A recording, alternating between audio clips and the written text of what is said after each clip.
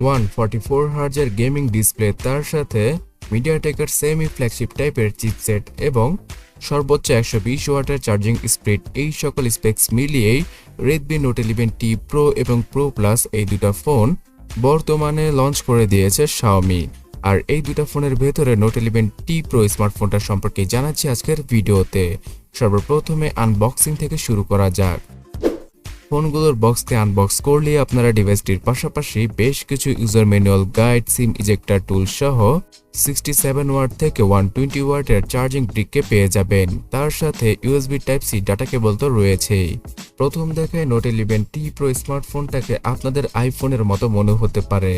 বর্তমানে রিয়েলমি চেষ্টা করছে এই রকম ডিজাইনের সাথে বেশ কিছু স্মার্টফোন লঞ্চ করার, তো এখন Xiaomiও ঠিক একই ট্রেন্ড ফলো করে আইফোনের মতো ডিজাইনের সাথে Note 11T Pro স্মার্টফোনকে এনেছে মার্কেটে। আর এই ফোনটার ডিজাইন আসলে আপনাদের নজর কাড়বে।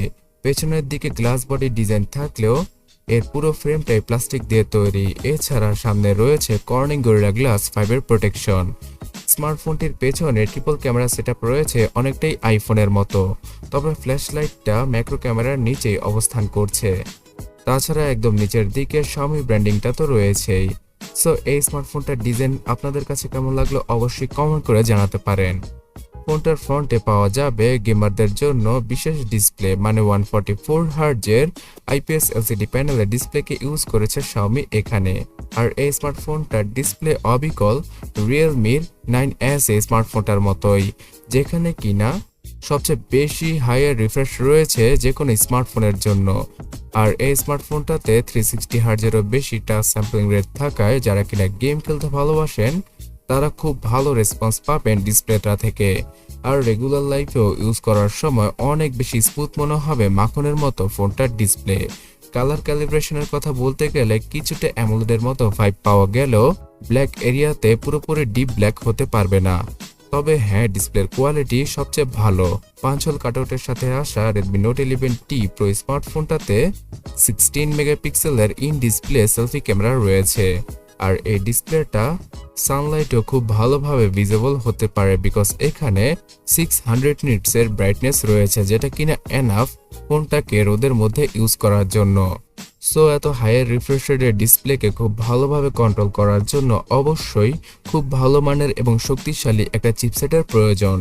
তার জন্য মিডিয়াটেকের সদ্য লঞ্চ হয়ে যাওয়া Dimensity 8100 এই চিপসেটটাকে ইউজ করেছে Xiaomi।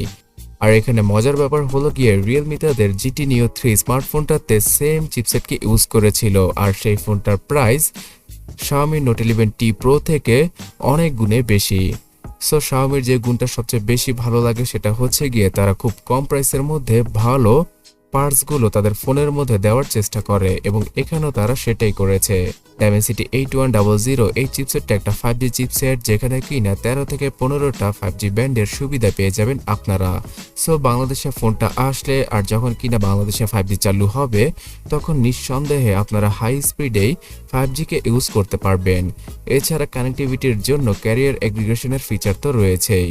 So Redmi Note 11T Pro স্মার্টফোনটার এই চিপসেটের জন্য একদম ল্যাগ ফ্রি ভাবে 8GB র্যামের সাথে আপনারা ফোনটাকে ইজিলি ইউজ করতে পারবেন।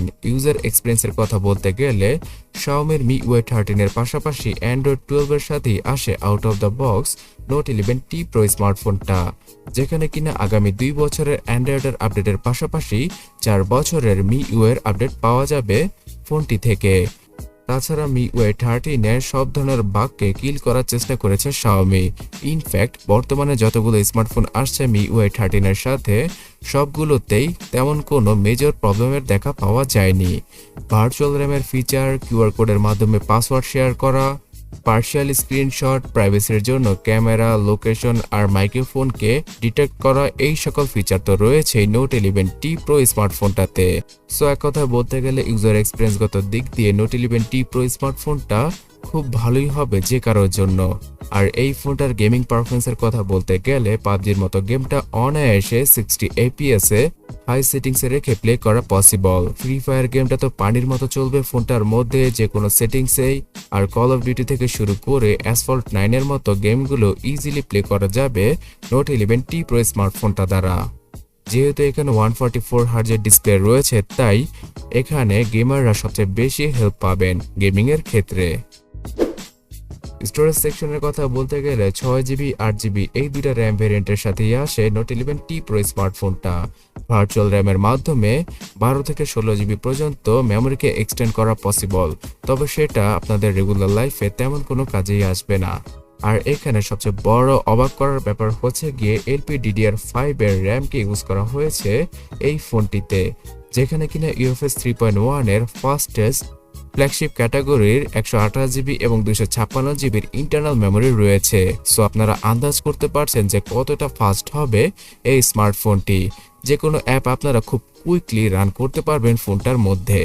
আর ক্যামেরা সেকশনে Xiaomi তাদের Note 11T Pro স্মার্টফোনটাতে 64 মেগাপিক্সেল আর স্যামসাং এর সেন্সরকে ইউজ করেছে, যে সেন্সরটার নাম হচ্ছে গিয়ে ISOCELL GW1।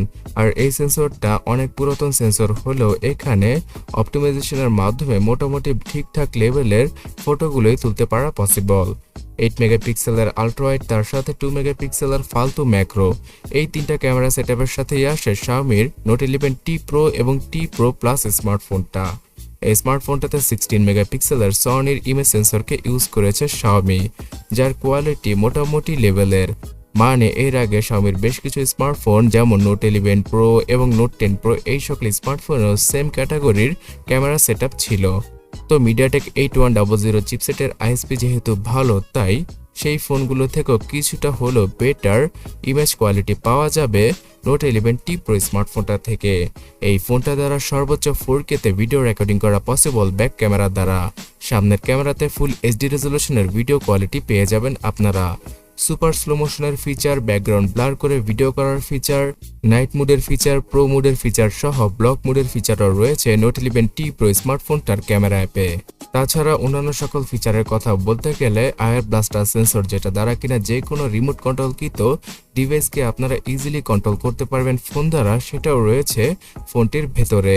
ওয়াইফাই, ব্লুটুথ 5.2, তার সাথে জিপিএস মানে ডুয়াল ব্যান্ডের জিপিএসকে ইউজ করা হয়েছে Xiaomiর এই ফোনটায়। এই স্মার্টফোনটার দুইটা ভেরিয়েন্ট রয়েছে, প্রো এবং প্রো প্লাস। প্রো স্মার্টফোনটাতে 5080 mAh এর ব্যাটারির পাশাপাশি 67 ওয়াটের চার্জিং স্পিডকে ইউজ করেছে Xiaomi। On the other hand, pro plus স্মার্টফোনটাতে 120 ওয়াটের চার্জিং স্পিড থাকলেও ব্যাটারি ক্যাপাসিটি শুধুমাত্র 4400 mAh এর। সো ভিউয়ার্স, সবকিছু ছাপিয়ে এবার প্রাইসিং সম্পর্কে জানা যাক। চাইনিজ মার্কেটে শুধুমাত্র 1699 ইউয়ানে Note 11T Pro স্মার্টফোনটার 628GB ভেরিয়েন্টকে লঞ্চ করেছে Xiaomi। তাছাড়া বিভিন্ন অফারের মাধ্যমে 15,999 রুপিতে এই ফোনটা পাওয়া যাবে। তার মানে দাঁড়াচ্ছে বাংলাদেশি টাকায় 20,000 টাকার আশেপাশে চাইনিজ মার্কেটে লঞ্চ করা হয়েছে Note 11T Pro স্মার্টফোনটা, যেটা কিনা আসলেই অ্যামেজিং।